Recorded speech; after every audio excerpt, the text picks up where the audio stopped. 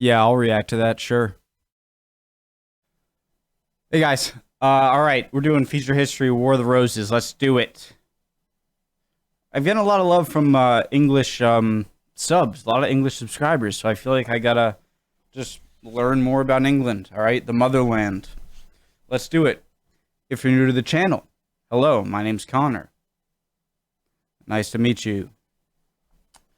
I'd love for you guys to join, hit the subscribe button, join the Discord, join it. It's a fun time. The link's down below. You don't have to talk, don't talk. It's just a nice community. It's for history, all right? We like to keep it to history, but just go join it, all right? Join the Discord. We'll be nice. I will welcome you personally, or at least when I see that you joined. Anyway, do that. All right, let's get into it. War of the Roses. I'm excited. Let's do it. Make sure everything's good. Oh, this is Thomas. He's still with us. Tommy boy. All right, let's get into it. I hope you guys are doing well. If you're not doing well, I hope you're good soon. Remember, emotions, they're very fickle, all right? Feeling one way today, you can feel a totally different way tomorrow. All right, let's do it. War of the Roses, let's do it. I've said let's do it a million times. Let's do it. Domestic disputes. Like an elaborate episode of Dr. Phil, The War of the Roses offers us a chance to watch and enjoy some good old family squabbles. It's all fun and games until 50,000 people die. Don't copyright me, Margaret Thatcher.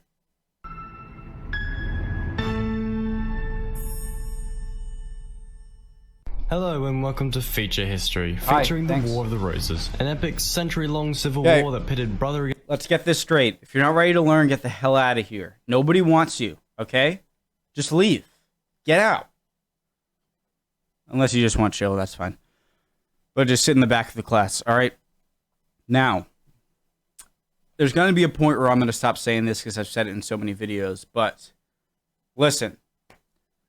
I watched history videos before. That's why I can't react to all the history videos, because I've seen some of them.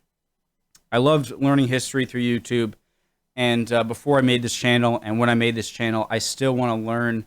It really makes me want to learn more, kind of knowing that there are people watching when I put it up that can, like, you know, judge my learning and everything. I'm not the best learner. I have a terrible attention span, worse ADD, but I will rewind, all right? I will do it, okay?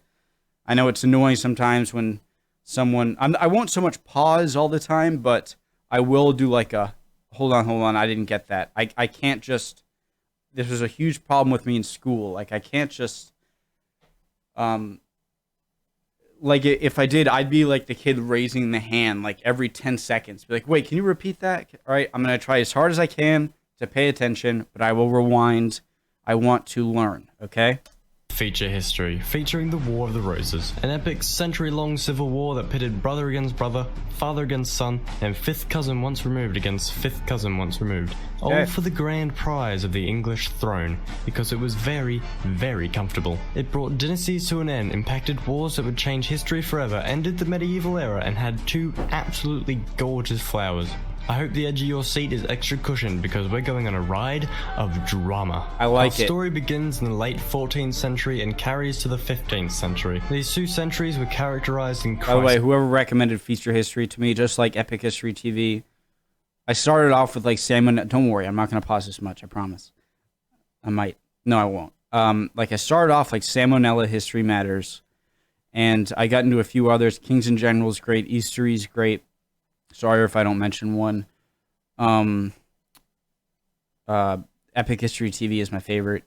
And this one is getting up there. Probably like top 3 now. So thank you, whoever originally recommended this channel. 15th century and carries to the 15th century. If I find out, I'll give you a shout out. Our story begins in the late 14th century and carries to the 15th century. These two centuries were characterized in crisis. Famines, plagues, and the start of the adorably named Little Ice Age would bring Europe to its knees. With near-apocalyptic-like destruction at the hands of Mother Nature, war and revolt would become commonplace. Ever since William the Conqueror indulged in his namesake and conquered England in 1066, the ruling dynasties of France and England had been closely interlinked. It would typically lead to skirmish, but in 1337 the game would change. King Edward III of England believed he was the rightful heir to the throne of France, and when Philip IV challenged England's territorial claims, Edward responded by attempting to take the throne of France, beginning the 100 Years' War. Edward III's eldest son, Edward the Black Prince, was heir to the popular king and made good impressions with his success in the war against France. Those campaigns would take their toll though and kill the prince in 1376 by giving him a nasty case of the shits. Not too bad though, Edward III had 3 other living sons to take up the position of king: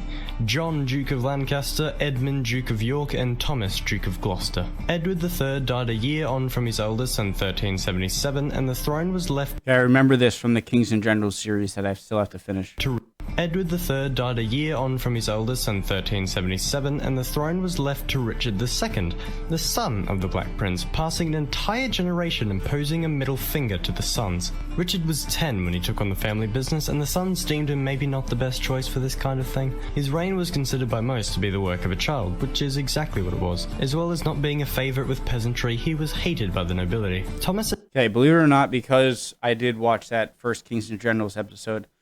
So the guy died. He had 3 or 4 sons or whatever. One of them was the Black Prince. And then the Black Prince had a son, and he took over for the grandfather. attempted to undo what it was. As well as not being a favourite with peasantry, he was hated by the nobility. Thomas attempted to undermine the king, and he led a coalition of powerful nobles against Richard in 1388, which saw the king's power significantly handicapped. This would set a trend for the near century to follow. One notable noble in that group was Henry, son of John, and so naturally carrying on the name of Lancaster. He, Thomas, and the others were satisfied in their victory and so would rest easy for a decade, and saw the king's power significantly handicapped. This would set a trend for the near century to follow. One notable noble in that group was Henry, son of John, and so naturally carrying on the name of Lancaster. He, Thomas, and the others were satisfied in their victory and so would rest easy for a decade. Well, not too easy, they were still at war with France. Richard would inevitably strike back against this, and he did in 1397 by dissolving Thomas's coalition and arresting him, and also probably getting Thomas de Montbray to murder him too. Henry was spared the prison time and good old medieval shanking. Despite mercy, Henry was not happy with this turn of events and came into conflict with Montbray, eventually challenging the man to a duel of honour. Montbray accepted, but Richard intervened, banishing them both and upsetting the nobility, fearing they would losing their rights to the interventionist king. Whilst Henry was banished, his father, John, intervened, banishing them both and upsetting the nobility, fearing they would losing their rights to the interventionist king. Whilst Henry was banished, his father, John, passed away in 1399. Richard held John's holdings and titles, keeping them from Henry. Henry was sufficiently fed up with Richard. Given there was no HR to file a complaint to, he decided he'd instead amass an Richard ends up going over to Ireland and he takes it from it, doesn't he? army and invade England while Richard was campaigning in Ireland, seizing control. I got it. See, I remember that from the Kings and Generals episodes. Upon Richard's army and invade England while Richard was campaigning in Ireland, seizing control in his absence. Upon Richard's return, he took the glorious route of giving himself up and going to prison.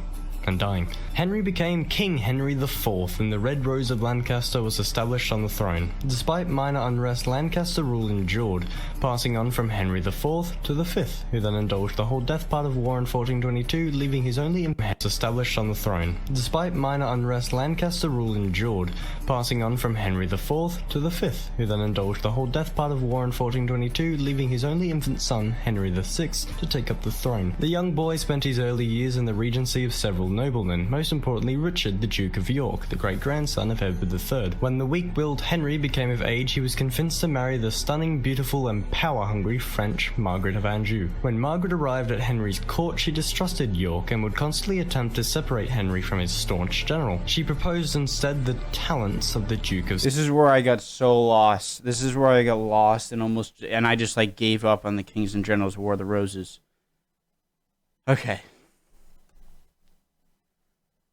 Oh god, okay. Margaret of Anjou. When Margaret arrived at Henry's court, she distrusted York and would constantly attempt to separate Henry from his staunch general. She proposed instead the talents of the Duke of Somerset, who happened to be one of her supporters, and also Lancaster. She continued to push York out of the picture, removing him from the front lines and instead to Ireland, where he could not play any role in the proceedings of the court. She instead gave York's former post to Somerset, who one could charitably say was not that good. The mounting failure. So why? Henry's court, she beautiful powerful and power-hungry, firstly attempt to separate Henry from his staunch general. She proposed instead the talents of the Duke of Somerset, who happened to be one of her supporters, and also Lancaster. She continued to push York out of the picture, removing him from the front lines and instead to Ireland, where he could not play any role in the proceedings of the court. She instead gave York's former post to Somerset, who one could charitably say was not that good. The mounting failures of Margaret and her cronies mixed with excessive corruption left them widely unpopular by 1450, and what of the man meant to actually be running the show?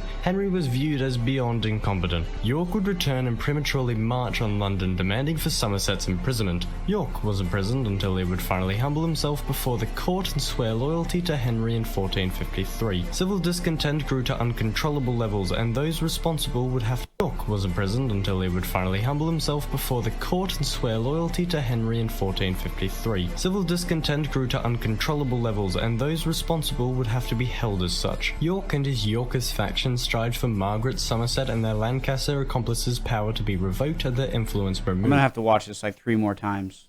Strived for Margaret, Somerset, and their Lancaster accomplices' power to be revoked and their influence removed. That opportunity would be offered to them later the same year. Henry's failures led to defeat in the 100 Years' War, and his rational reaction was to have an absolute mental breakdown. A regency was set up in the king's mental absence, and the popular York was to take up the title of Lord Protector. York quickly got down to business and placed Somerset in prison and began to implement reforms. Before he could appreciate his work, though, Henry managed to recuperate to his wife shrieking of how York is ruining everything. York's position was revoked, his reforms reversed, and Somerset released. York, alongside his ally, the wealthy Earl of Warwick, knew the Queen surely had it in for them now, and so rose their armies in the north. Who's this guy now?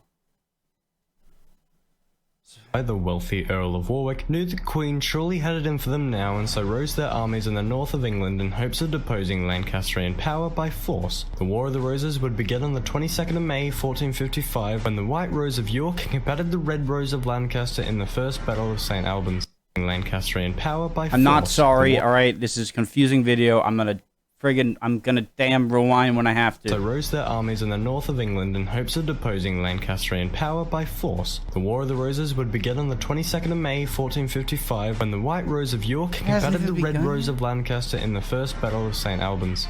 The battle would end in a decisive Yorkist victory and Somerset's death. Henry was captured by York, and his release was negotiated on terms that York would have his title of Lord Protector returned to him. Henry, being a poor loser, would once again suffer a bout of mental dysfunction for a period of months. He would recover once again to his wife's demands for York's disposal and would once again comply. This would cause York and Warwick to fear for their lives, as this time they felt Margaret would come down hard on their descent, and so would flee the country and go their separate ways in 1459. Margaret had them labelled as traitors and attempted to see to their arrest. York would stay in hiding as Warwick took the grander approach of defending his fortress in Calais and launching raids against the Lancasters. In 1460, Warwick turned it up a notch by straight up invading England and taking London and Kent to much applause. York and Warwick were far more popular than the corrupt Margaret and obedient Henry. The Battle of Northampton soon after Warwick's landing would see him meet the Lancastrian challenge and defeat it, capturing Henry.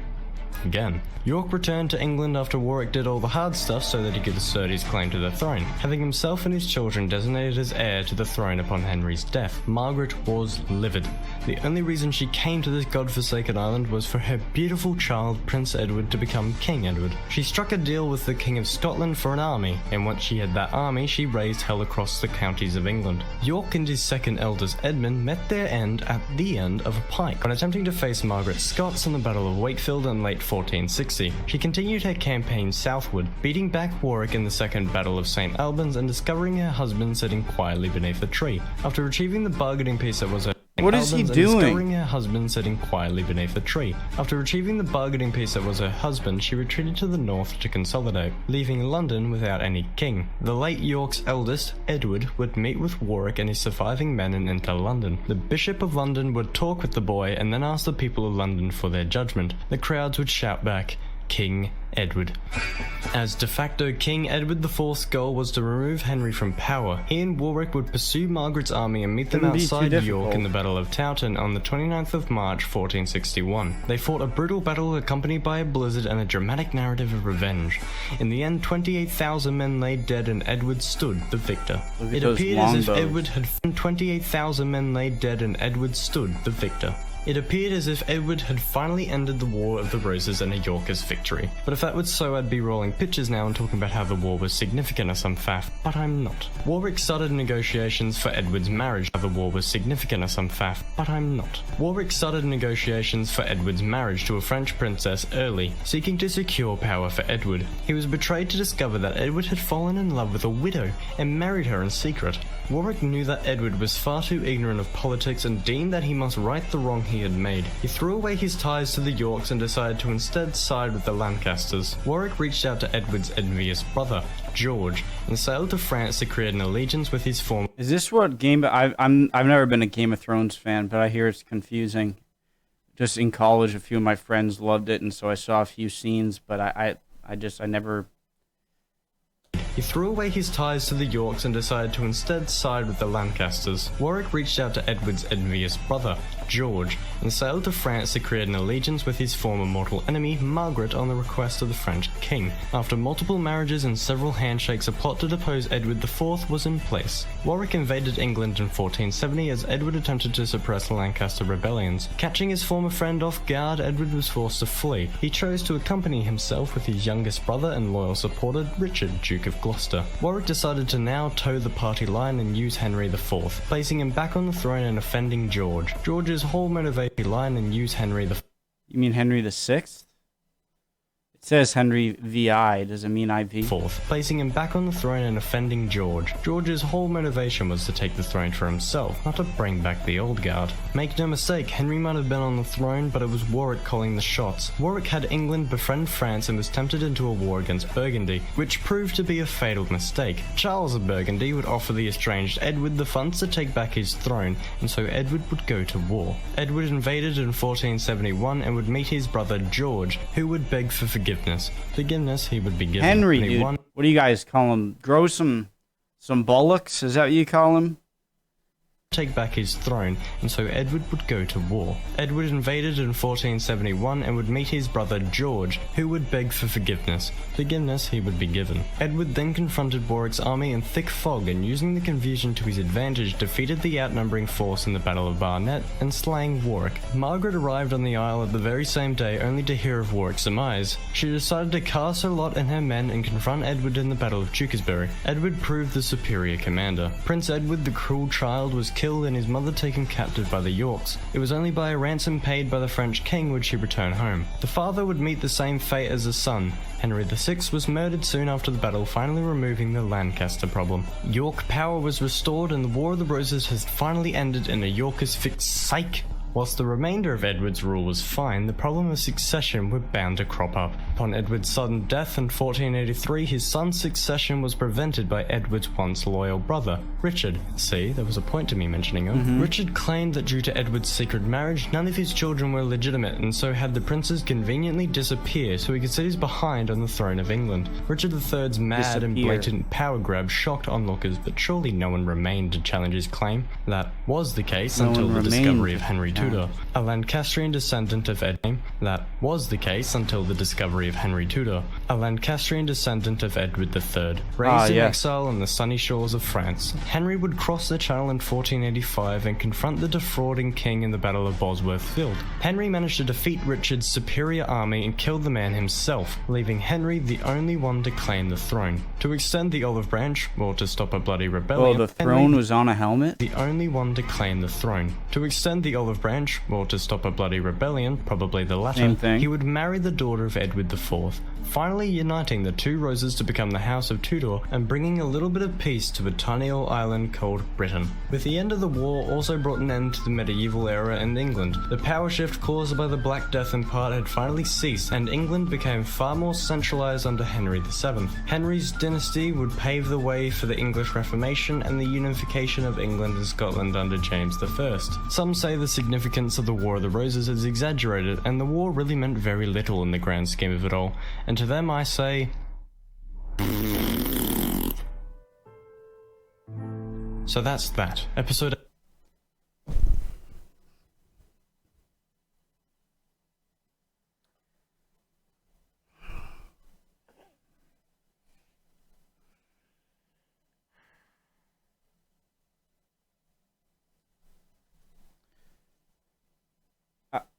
I have to watch that like 3 more times. I think I